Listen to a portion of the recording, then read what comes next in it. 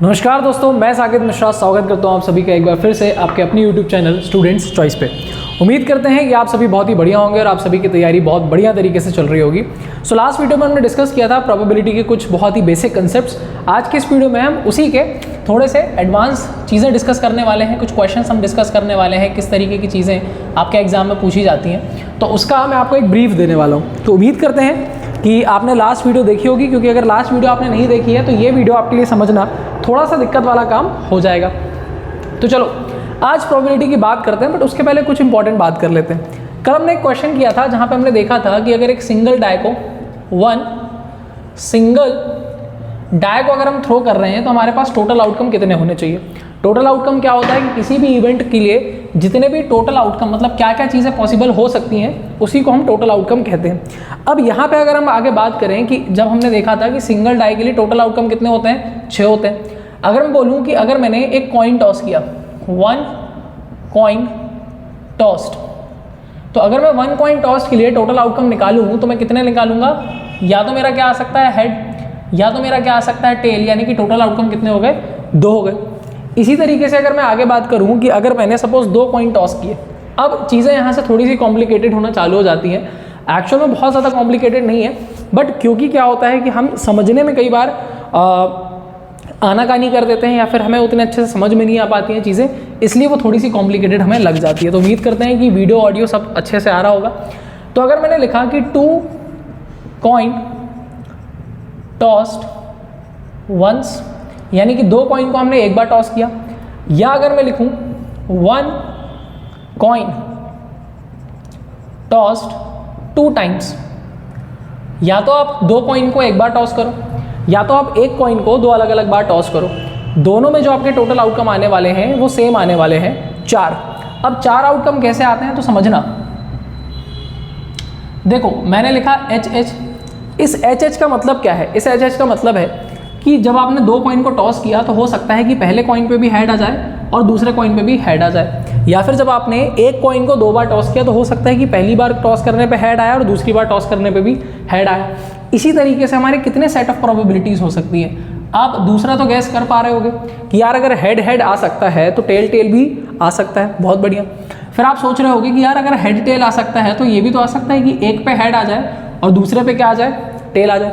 फिर आपने सोचा कि अगर एक पे हेड और दूसरे पे टेल आ रहा है तो ऐसा भी तो हो सकता है कि पहले पे टेल आ जाए और दूसरे पे हेड आ जाए।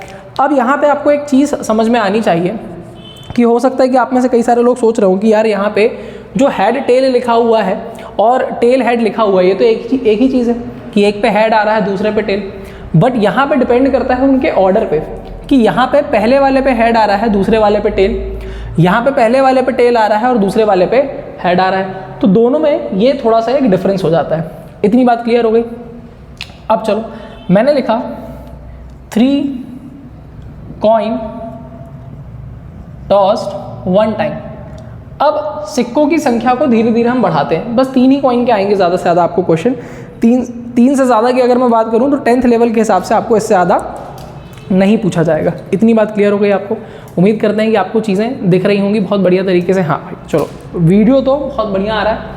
अब आगे अगर बात करें तो 3 कॉइन टॉस्ड 1 टाइम, ठीक है, तो ये कितना हो जाएगा, या फिर 1 कॉइन टॉस्ड 3 टाइम्स। तो या तो एक कॉइन को 3 बार टॉस कर दो या 3 कॉइन को एक बार टॉस कर दो, आपके जो टोटल आउटकम आने वाले हैं वो सेम आने वाले हैं। अच्छा यहाँ पे टोटल आउटकम कितने हो गए, 1 2 3 4, ये 1 और 2 नहीं है ये 1 ही, तो कितने हो गए, 4।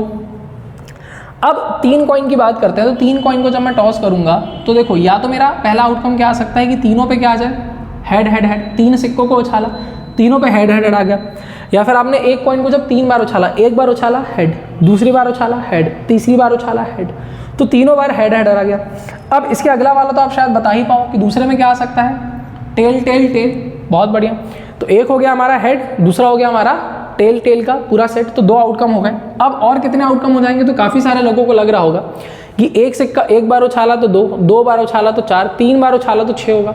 बट 6 आउटकम नहीं बनते हैं हमारे बनते हैं 8 आउटकम। देखो कैसे, तो एक हो जाएगा HHT, हेड हेड टेल, फिर आ जाएगा हेड टेल हेड, फिर आ जाएगा पहले वाले में हेड रखो, 2 में टेल कर दो, ठीक है, फिर आ जाएगा THT TTH और THH। तो ये आप देखो 1 2 3 4 5 6 7 1 2 3 4 5 6 7 8, ठीक है, 5 ऊपर लिखें 3 नीचे लिखें, तो ये कितने आउटकम हो जाएंगे हमारे पास? 8 आउटकम हो जाएंगे, 8 आउटकम हो जाएंगे। अब कई बार लोगों को ये एकदम से याद रखने में थोड़ी सी क्या हो जाती है, कन्फ्यूजन हो जाती है। तो आप क्या इसको किसी और तरीके से याद कर सकते हो? हाँ, इसको एक और तरीके से याद किया जा सकता है और बहुत ही बढ़िया तरीका है वो होता है phase two the power n।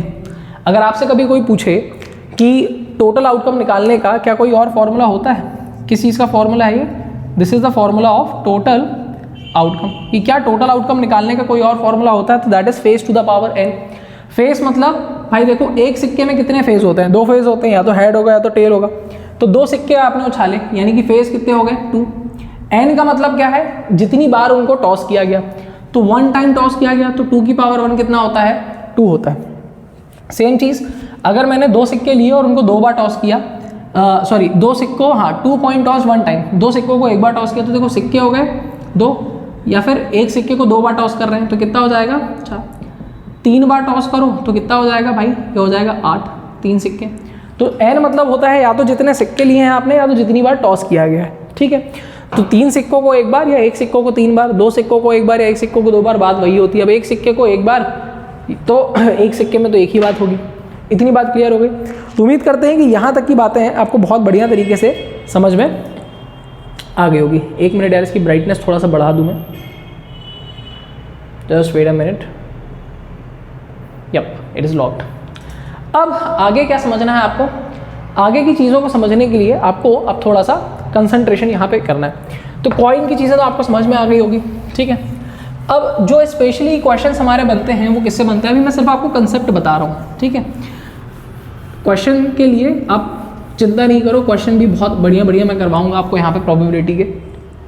अब आप समझो कि जब मैं बात करता हूँ कार्ड्स की, ठीक है, अब हम किसका कंसेप्ट देखने वाले हैं? कार्ड्स का, जो आप प्लेइंग कार्ड्स कहते हो, ठीक है। तो यहाँ पे मैं आपको कार्ड खेलना तो नहीं सिखा रहा हूँ, बट आप समझते हुए चलना कि जो टोटल कार्ड्स हमारे पास होते हैं भाई, टोटल कार्ड्स हमारे पास जो होते हैं वो कितने होते हैं? वो होते हैं 52।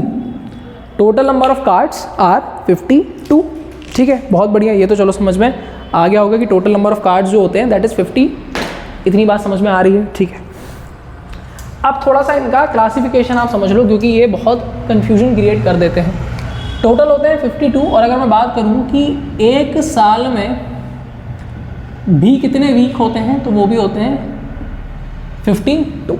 खैर उसकी बात बाद में करेंगे, उस पर भी बेस्ड क्वेश्चंस आते हैं। तो हमारे यहाँ पे 4 कैटेगरी के कार्ड्स होते हैं बेटा। कितनी कैटेगरी के? 4 कैटेगरी के कार्ड्स होते हैं, हर एक में 13-13 होते हैं। कैसे समझना? 2 होते हैं रेड, तो रेड मैं यहाँ से बना दे रहा हूँ, ब्लू कलर का बना रहा हूँ, तो ब्लू मतलब रेड, ठीक है। तो एक होता है हार्ट्स, ठीक है, जो कि कुछ इस टाइप का होता है। एक होता है डायमंड, इसको आप कहते हो डायमंड। तो ये दोनों कौन से कलर के होते हैं? ये दोनों रेड कलर के होते हैं। I do not have red colour right now, इसलिए मैं उसको ब्लू कलर से बना रहा हूँ। Okay, just wait a minute. Yup, अब फिर हम बात करते हैं ब्लैक वाले कौन कौन से होते हैं। तो एक ब्लैक होता है जिसको आप कहते हो, जो इस टाइप का होता है, इसको कहते हैं काला पान, ठीक है। थोड़ा सा अच्छे से बना देते हैं भाई। तो ये जो होता है ना भाई, इसको अपन क्या कहते हैं? इसको अपन कहते हैं काला पान, स्पेड कहते हैं इसको। और एक होता है जिसको आप कहते हो चिड़ी, ठीक है, ठीक है। तो ये सिर्फ समझने के लिए है, इतना पूरा आपको बना के नहीं आना एग्जाम में, सिर्फ समझने के लिए। तो इसको आप क्या कहते हो? This is known as hearts, दिल होता भाई हमारा। इसको क्या कहते हो? तो इसको अपन कहते हैं स्पेड।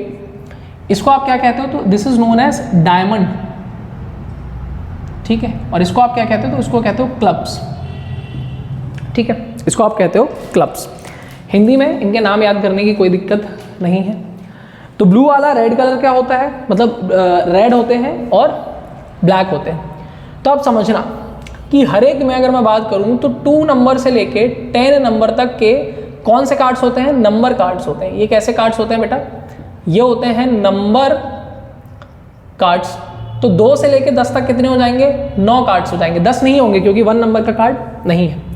फिर उसके बाद हर एक में 3 फेस कार्ड्स होते हैं, हर एक में 3 कितने होते हैं, फेस कार्ड्स होते हैं। कौन कौन से होते हैं, तो एक होता है किंग, फिर होता है क्वीन, और फिर होता है जैक या फिर जोकर बोल सकते हो आप इसको, ठीक है। तो ये कितने हो जाते हैं, 3।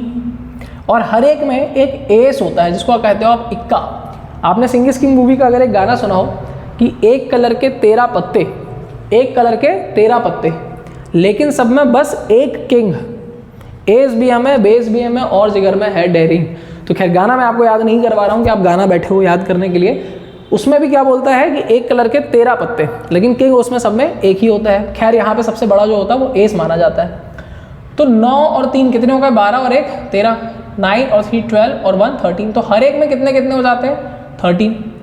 हर एक में कितने हो जाते हैं भाई, 13 हो जाते हैं। तो ऐसे अगर 13 को आप 4 से मल्टीप्लाई करो तो वो कितना आ जाएगा, दैट विल बी, आप समझ गए होगे, दैट विल बी 52। तो इस तरीके से हमारे कितने कार्ड्स हो जाते हैं भाई, 52 कार्ड्स हो जाते हैं, ठीक है। तो एक कार्ड के बारे में मैंने आपको एक बेसिक नॉलेज बताया ताकि अगर आप क्वेश्चन आए तो आप इसको सॉल्व कर सको बहुत आसानी से, आपको कोई इतनी दिक्कत जानी नहीं चाहिए। इतनी बात क्लियर हो गई, चलो बहुत बढ़िया। अब आगे बात करते हैं आगे बात करते हैं थोड़ा सा डाई को लेके, आगे बात करते हैं थोड़ी सी डाइस को लेके। चलो, तो डाइस की जब हम बात करते हैं, डाइस की जब अपन बात करते हैं तो आपको और मुझे दोनों को बहुत बढ़िया तरीके से पता है कि जब हम सिंगल डाई की बात करते हैं तो what are the total outcome, या फिर what is the total outcome, that is 6। कौन कौन से भाई, 1 2 3 4 5 6, ये 6 आउटकम हो सकते हैं टोटल जो आ सकते हैं। अब यहाँ पे ना 2-3 टर्मिनोलॉजीज मैं बताता हूँ आपको जो आपको अपने दिमाग में रखनी है, क्योंकि कई बार क्वेश्चंस पूछ लिया जाता है। जैसा क्वेश्चन पूछ लिया गया कि जब हमने एक सिंगल डाई को थ्रो किया, ठीक है, तो प्रोबेबिलिटी तो हमको पता है कि प्रोबेबिलिटी का फॉर्मूला हम लास्ट क्लास में डिस्कस कर चुके हैं, favourable outcome upon total outcome. मैं शॉर्ट में लिख रहा हूँ अभी, ये होता है प्रोबेबिलिटी का एक फॉर्मूला। बट आप मुझे एक चीज़ बताओ कि जब हम प्रोबेबिलिटी की बात करते हैं तो आपको एक चीज़ समझ में आनी चाहिए कि अगर उसने बोल दिया कि हमने एक डाई को थ्रो किया और प्राइम नंबर आने की प्रोबेबिलिटी क्या होगी, तो यू शुड नो, आपको पता होना चाहिए बहुत अच्छे तरीके से कि प्राइम नंबर होते क्या हैं, कंपोजिट नंबर क्या होते हैं, इवन और ऑड तो आपको पता होगा, इवन जो 2 की टेबल में आते हैं, ऑड नंबर जो 2 की टेबल में नहीं आते हैं। So what are the prime numbers, आपको प्राइम नंबर के बारे में इंफॉर्मेशन होनी चाहिए। प्राइम नंबर्स क्या होते हैं, सुनो ध्यान से। तो प्राइम नंबर के बारे में अब ऐसा बोल दिया जाता है बच्चों को याद करवाने के लिए कि जो खुद की टेबल से और सिर्फ 1 की टेबल से डिवाइड होते हैं, यानी कि जो सिर्फ खुद की टेबल में और 1 की टेबल में आते हैं, उनको अपन कहते हैं प्राइम फैक्टर्स। बहुत बढ़िया डेफिनेशन है, बिल्कुल समझने के हिसाब से आप समझ के चल सकते हो, but you should know one thing and you should understand one thing कि प्राइम नंबर को हम इस हिसाब से लिखेंगे कि जिनके ओनली 2 फैक्टर्स होते हैं, जिनके ओनली 2 फैक्टर्स होते हैं उनको क्या कहते हैं, प्राइम नंबर। और प्राइम का अपोजिट होता है कंपोजिट नंबर। तो यहाँ पे मैं चलो कंपोजिट नंबर की भी निकाल लेता हूँ। तो प्राइम का अपोजिट होता है जिसको आप कहते हो भैया कंपोजिट नंबर्स। कंपोजिट नंबर्स क्या होते हैं, तो composite numbers are those numbers जिनके एग्जैक्टली मोर देन 2 फैक्टर्स होते हैं, जिनके एग्जैक्टली मोर देन कितने फैक्टर्स होते हैं भाई, 2 फैक्टर्स होते हैं, they are known to be your composite number.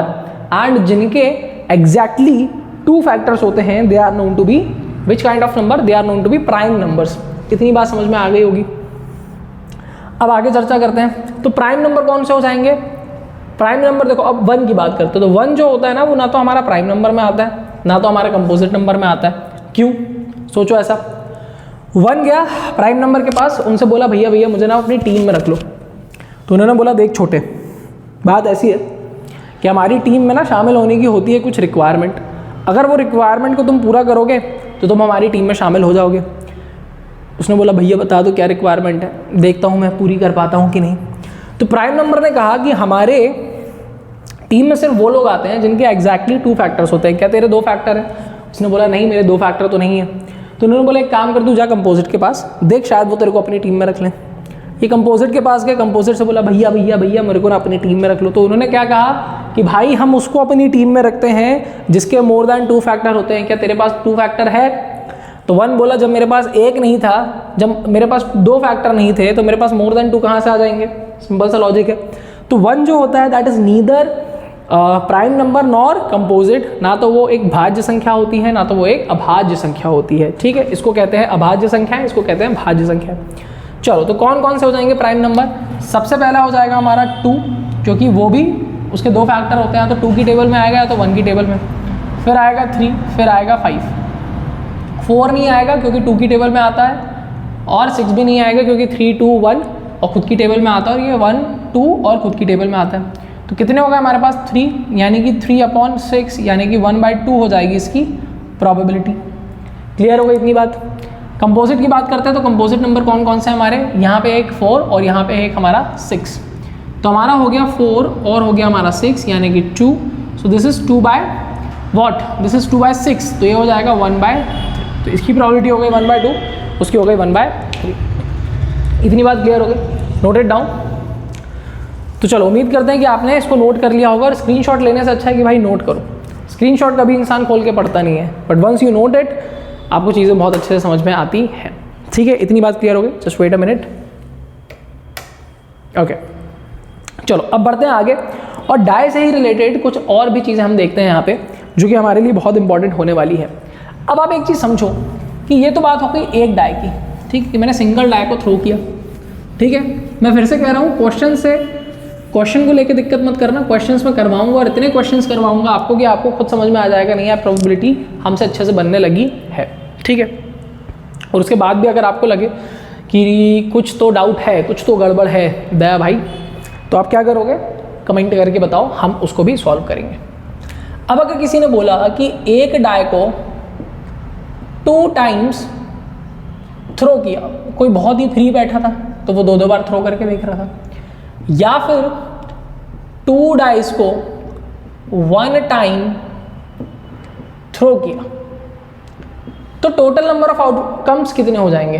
तो टोटल नंबर ऑफ आउटकम्स कितने हो जाएंगे समझना, ठीक है। यहां पे क्या होगा? टोटल नंबर ऑफ आउटकम्स कितने हो जाएंगे समझो। अब यहां पे होंगे 36। अभी मैंने बताया था आपको face to the power n, face कितनी होती है? 6 एक डाई में। कितनी बार फेंक रहे हो? 2 बार, तो ये हो जाएगा 36। 6 का स्क्वायर 6 कब से होने लगा यार? 36 नहीं तो अभी बच्चे कमेंट करेंगे सर खुद तो पढ़ लो पहले। चलो जोक्स अपार्ट, तो आउटकम देख रहे हैं हम कि अगर 2 डाई को मैं थ्रो करूंगा तो आउटकम कितने हो जाएंगे। तो पहला हो जाएगा 1 1 1 2 1 3 1 4 1 5 1 6। आप चाहो तो 10-15 सेकेंड के लिए वीडियो को स्किप भी कर सकते हो। फिर कितना हो जाएगा? 2 1, यहाँ पे हो जाएगा 2 2, यहाँ पे हो जाएगा 2 3, यहाँ पे हो जाएगा 2 4, यहाँ पे हो जाएगा 2 5, यहाँ पे हो जाएगा 2 6। फिर क्या हो जाएगा? 3 1 4 1 5 1, और यहाँ पे क्या हो जाएगा? 6 1। फिर यहाँ पे क्या हो जाएगा? 3 2 3 3 4 2 4 3। स्किप कर दो भैया वीडियो को थोड़ी देर के लिए, 10-15 सेकेंड के लिए, और जिनको नहीं करना वो देखो, आप लोग महान लोग हो। 6 3 यहाँ पे करते हैं तो यहाँ पे कितना हो जाएगा? 3 4 3 5 4 4 4 5 4 6 3 6, और कितने बचे भाई? लिखते लिखते हाथ दर्द करने लगेगा। 6 4, ये हो जाएगा 5 5, ये हो जाएगा 5 6, ये हो जाएगा 6 5, और ये हो जाएगा 6 6। क्लियर हो गई इतनी बात? अब आप ध्यान से गिनो तो there are 36 outcome that you get if you toss 2 coins, not toss, if you throw 2 dice, ठीक है। 1 2 3 4 5 6, 1 2 3 4 5 6, 6 और 6 36। क्लियर हो गई इतनी बात? अब इसमें भी कुछ टर्मिनोलॉजीज आपको समझनी है। पहली टर्मिनोलॉजी क्या समझनी है? एक ही 2 हैं जो समझनी है।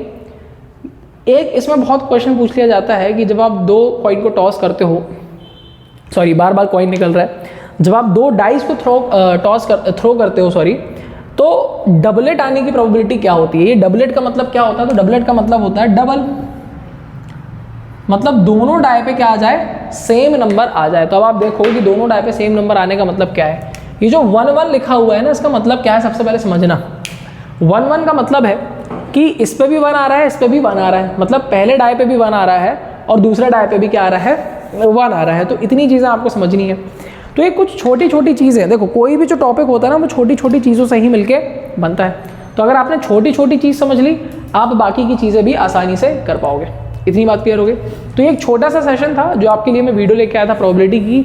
नेक्स्ट सेशन जो होने वाला है, वी विल ओनली डिस्कस, या फिर अगर मैं बोलूँ कि we will only solve questions and questions, previous year question रहेंगे उसमें प्रोबेबिलिटी के, बेसिक से लेके आपको एडवांस लेवल तक के क्वेश्चन करवाऊंगा। बहुत एडवांस तो नहीं आता है प्रोबेबिलिटी के, but one thing is for sure कि अगर आपने इतना चीज़ देख ली हमारी तरफ से, so I can make you sure कि आपको कोई भी क्वेश्चन छूटेगा नहीं, आपका कोई भी क्वेश्चन छूटने नहीं वाला एग्जाम में, that is for sure. Okay, so that's it for today. मिलते हैं एक नई वीडियो में जल्दी ही, तब तक के लिए good bye, take care, god bless you. और अगर आपको कोई भी डाउट आता है so you can comment down. Video अच्छी लगी हो तो लाइक ज़रूर करना और चैनल को प्लीज़ प्लीज़ प्लीज़ सब्सक्राइब कर देना, ताकि अगर हम कोई भी वीडियो डालें तो वो आप तक सबसे पहले पहुंचे। तो thank you so much for watching this video. मिलते हैं एक नई वीडियो में, तब तक के लिए गुड बाय, टेक केयर। माँ बाप का ध्यान रखें, अपना ध्यान रखें, देश का ध्यान रखें और अपनी तैयारी बहुत बढ़िया तरीके से करें। Good bye, thank you for watching this video.